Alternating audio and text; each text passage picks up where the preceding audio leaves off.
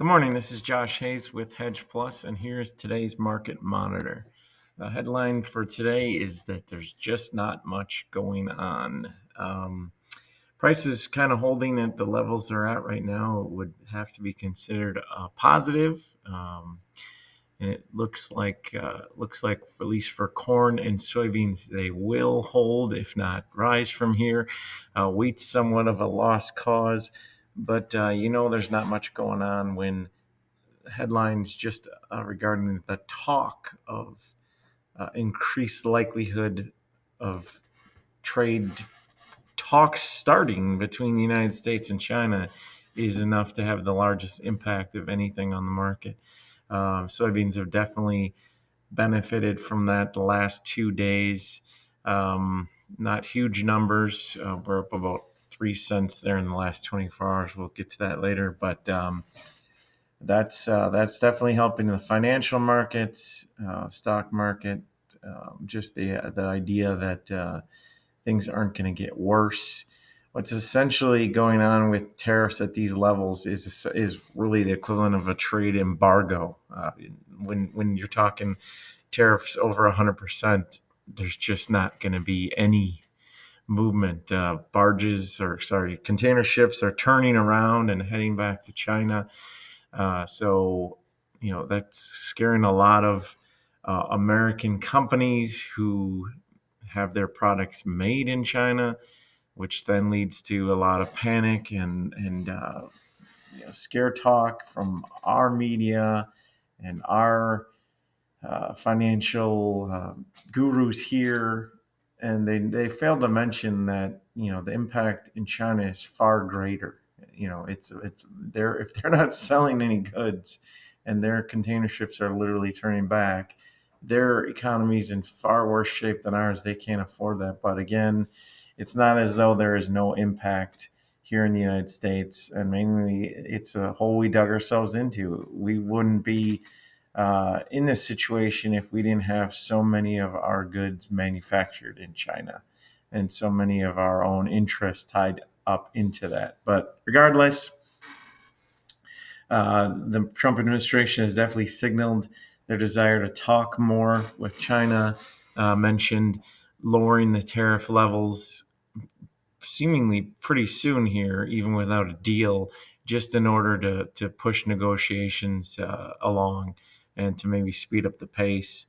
That's been helpful for soybeans in kind of an odd way, because I say that because it's not really anything that we're going to see any real result from soon. So that gives you a sense of just how much fear was already priced into the soybean market that wasn't based on fundamentals.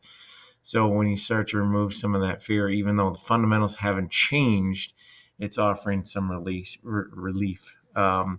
Wheat would probably be the second biggest market driver right now as far as a story, and that's the improving outlook in the southern plains, warmer temperatures, and heavy rainfall projections across vast majority of the states that need it the most in the hard red winter wheat areas. That is definitely weighing down the wheat markets, which is kind of unfortunate because I didn't see too much premium being built in when it was so dry. But here we are. It doesn't help either that the U.S. dollar strengthening, and it's improved about a percentage point here in the last 1 to 2 days.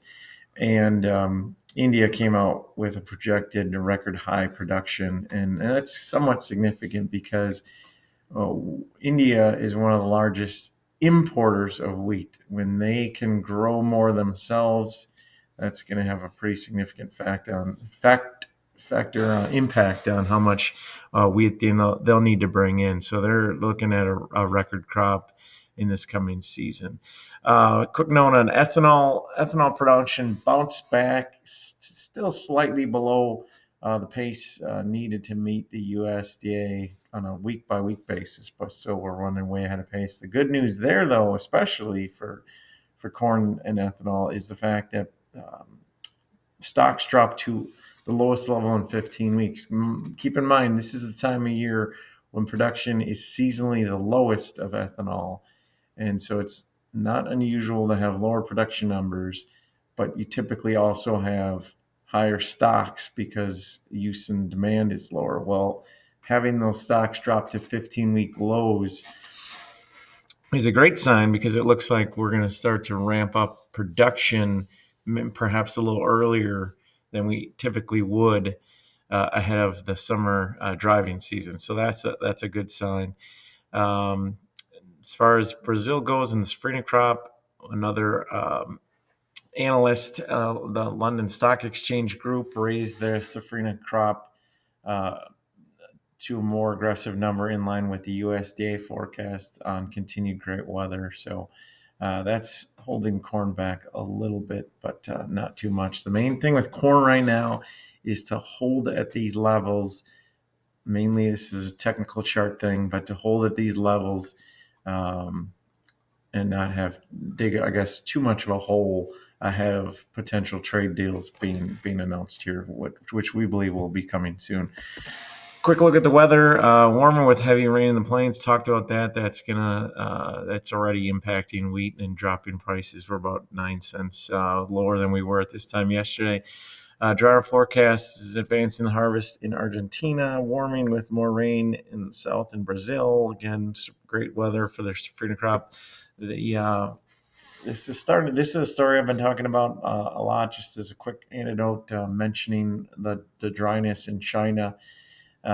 Poorly timed for them, given how much they would love no more than to be able to depend less and less on other countries for their agriculture. But the dry soils there is becoming a critical issue. They don't have enough moisture in the ground to plant in multiple massive areas there. So they are going to need rain really, really soon uh, to avoid, somewhat of a disaster there. If they try planting right now, there's just no moisture in the ground. So that is starting to get the attention of the market. I actually saw a special weather bulletin specifically on this yesterday. That was a first as far with regard to this particular issue. So that is definitely growing as a concern there in China. Quick look at basis corn. Best basis right now is the central Illinois, St. Louis area, with the most significant change being a 9-cent improvement in central Illinois. So that's something we'll watch to see if that continues to improve. Otherwise, most places are unchanged, if not worsening. But definitely note that in that area, basis is improving. Quick look at overnight prices. Uh, like I said before, important for corn to hold these levels where they're at right now. Don't want to dip below 480. That's a pretty key number right now, and looks like we'll hopefully be able to hold there. That is holding up as a support level. Beans shows that we're up 6, but in reality, we're only up about 3 cents from yesterday. Like I said, just the talk of negotiations potentially starting. It's supportive, but it's not.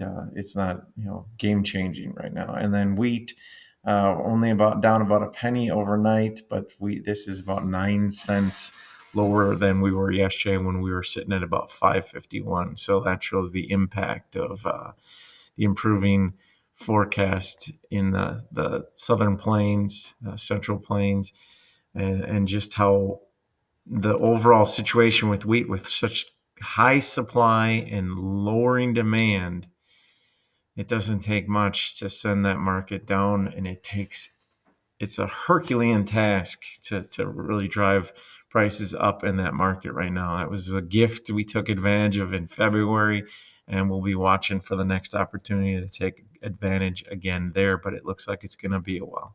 That's all for today. Hope everyone has a great day, and we'll talk to you again tomorrow.